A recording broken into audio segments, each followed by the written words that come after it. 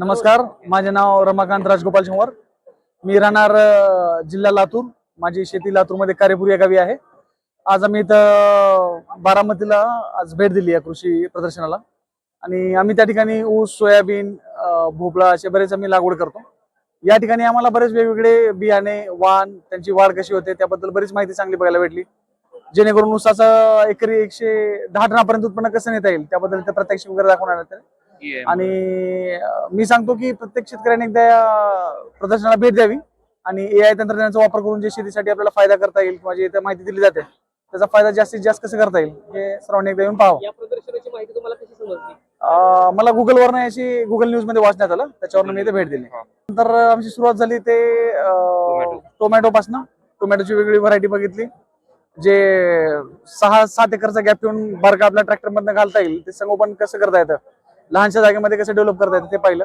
त्याच्यानंतर ऊसाचा आम्हाला खूप चांगला वाटला. आम्ही आलो होतो ऊस बघण्यासाठी.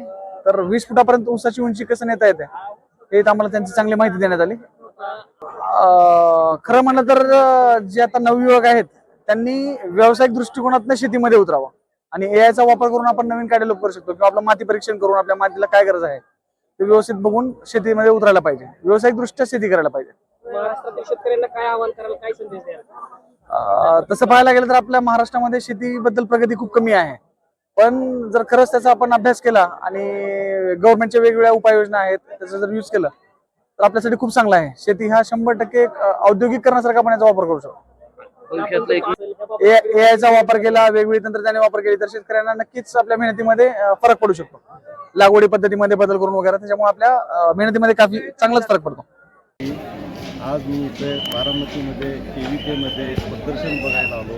फार अतिशय चांगल्या रीतीनं नियोजन केलेलं आहे व इथली तंत्रज्ञान बघून आम्ही आमच्या शेतात ऊस व पेरू, डाळिंब, द्राक्षे, भाजी फळबागा लावायची इच्छा आहे, भाजीपाला करायची इच्छा आहे आणि मी सर्व माहिती घेतलेली आहे इथनं आणि आता जाऊन माझ्या शेतात 1-2-4 प्रयोग मी नक्की करीन AI पद्धतीने. नमस्कार, मी सागर तिपायले, नाशिक जिल्हा निफाड तालुका इथून आलेलो आहे.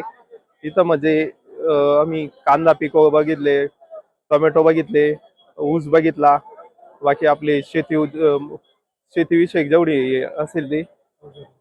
कोणत्या प्लॉटला तुम्ही भेट दिली आणि काय तुम्हाला पारंपरिक शेती आणि आधुनिक शेती पाहून काय वाटतंय तुम्हाला? पारंपरिक शेतीत आणि आधुनिक शेतीत आहे ना म्हणजे बराच जवळजवळ 30 ते 40% उत्पन्न वाढेल आधुनिक पद्धतीने शेती केल्यास. पारंपरिक पद्धतीने तुलनेत कांदा पिकात वगैरे म्हणजे जे आपण 150 क्विंटल उत्पन्न काढतो ते इथं कमीत कमी काय असे वाहने कधी 300 क्विंटल पर्यंत उत्पन्न देऊ शकतात, 300 ते 400 क्विंटल पर्यंत. साईज आम्हाला ही टीव्हीवर आम्ही बघितली होती ती ऍड. त्या संदर्भात 2-3 दिवस झाले तिचे ऍड आलेल्या होत्या, त्याच्यावरून आम्ही इथे बघण्यासाठी आलेलो होतो. आम्ही जवळजवळ 15 शेतकरी आलेलो इथे.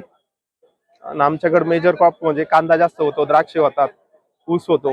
आता उत्पन्नात कमीत कमी ना ती 50% तर आरामशीर वाढ होईल. कारण की बियाण्याची 2 वाहनाची आपण निवड केलेली आहे. एक तो भीमाशंकर म्हणून वाहन आहे कांद्याचा त्याची, आणि एक 265 ऊसाची त्याची एक निवड केलेली आहे. परत एकंदरीत प्रदर्शन बघून तुम्हाला कसं वाटतं? नाही शेतकऱ्यांना एकच आव्हान असणार आहे का आधुनिक पारंपरिक शेती केल्यापेक्षा आधुनिक शेती केलेली कधी उत्तम असेल आणि उत्पन्नात पण वाढ होईल, कमी खर्चात जास्त उत्पन्न हा एक हेतू असेल. नवनवीन तंत्रज्ञान विकसित होत चाललेलं आहे, त्या आधारे शेती केली पाहिजे. पारंपरिक पद्धतीने उत्पन्न म्हणजे शेती परवडत नाही. आता धामणगाव तालुका जिल्हा बीड, आम्ही तिथून खास कृषी प्रदर्शन पाहण्यासाठी आलो आहोत. तिथं आम्हाला फार मोठा अनुभव मिळाला. A1 तंत्रज्ञान, खते बियाणे आणि अजून त्याच्याबद्दल पूर्ण माहिती मिळून आम्ही याचा उपयोग करून आम्ही जास्तीत जास्त आमच्या भागात शेतकऱ्यांना हे जे तंत्रज्ञान आहे याचा प्रयोग करून जास्तीत जास्त उत्पन्न कसं मिळेल याच्याशी आम्ही लोकांना प्रोत्साहन देऊन तयार करणार आहोत. आणि आम्ही सुद्धा त्याचा जे ज्ञान मिळालंय त्याचा ज्ञानाचा पुरेपूर उपयोग करून आम्ही त्याचा उपयोग करून आम्ही जास्तीत जास्त शेती उत्पन्न कसं मिळेल आणि आमच्या जिल्ह्यात लोकांना कसं जास्तीत जास्त उत्पन्न मिळून 2 रुपये कसे मिळतील याच्यासाठी आम्ही 100% प्रयत्न करणार आहोत. कोणते प्लॉट पाहिले तुम्ही? ग्रामीण भागातल्या शेतकऱ्याला हे काहीच माहीत नसतं. सरकारने याच्यावर काम केलं पाहिजे, शेतकरी इथपर्यंत कसं येईल आणि पाहिल्याच्या नंतरच शेतकऱ्याला याच्यातलं काहीतरी बघायला भेटल. काही ग्रामीण भागात काहीच माहीत नाही, इथं आले होतं आम्हाला कळलं की काय आहे. म्हणजे सरकारने याच्यात पण लक्ष घातलं पाहिजे, प्रत्येक शेतकऱ्याला इथपर्यंत आणलं पाहिजे. ही एक माझी सरकारला मागणी असेल. आमच्या इकडलं आमच्या भागात आम्ही सरसकट पेरितो. तर आता इथं आम्ही बघितलं हे अशी पेरायची, अशी पेरल्यानंतर असे कणसं येतात, अशी मका वाढती. आमच्या इकडे लय वाढली तर छातीपर्यंत वाढती, पण हे हातात डोक्याच्या वर बी 5-10 फूट 12-15 फूट मका आहे. तर आम्ही अशी मका करणार. खर्च आमच्याकडे भरपूर दूध करतो पण उत्पादन उत्पन्न जास्त निघत आहे. नाही.